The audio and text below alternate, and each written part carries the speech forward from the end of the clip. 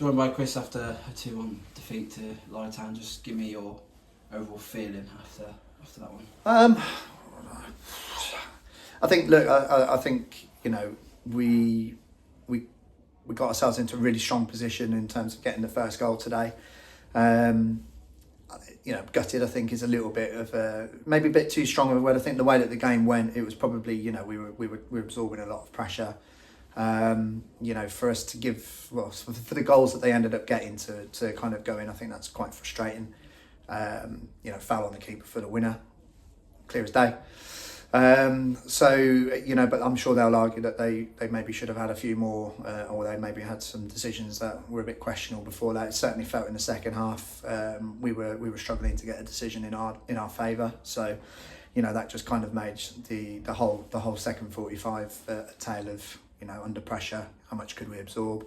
I think for large parts we did really well, sort of defending those second, third balls. We had a lead to kind of hold on to. There was not really any reason why we needed to be too expansive. I think it was very much for Ly to come and try and impress themselves on us. I think we had something to look after. Even at 1-1, there was no real need for us to kind of do anything over the top. The 2 goals, one bit of a lucky first one, maybe miss it, cross or something like that.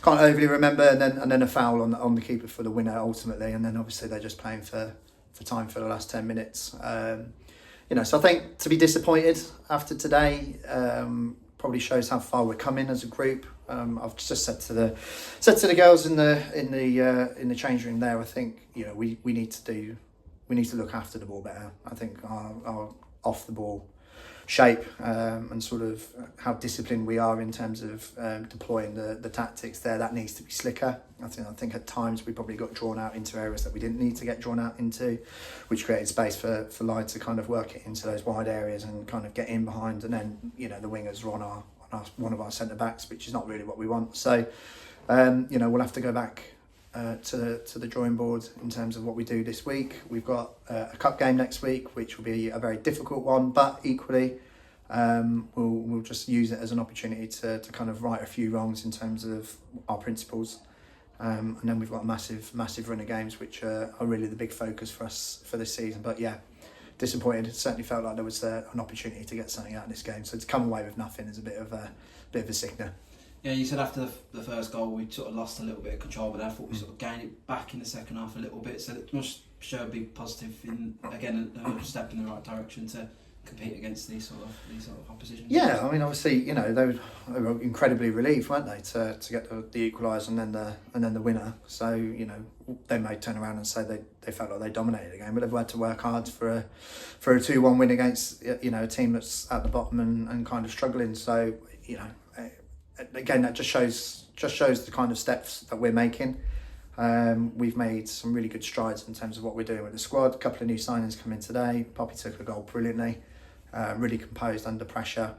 And Lara did really well in the second half as well. So, in terms of where we're at with the squad now, we've got a really good squad. I think if it's a squad that we had at the beginning of the season, we'd probably be a little bit more stable. But we've got all the tools and all the ingredients to do what we're actually looking to do, which is to finish 2 above, third from bottom minimum. So yeah, we'll just keep working. That's all we can do.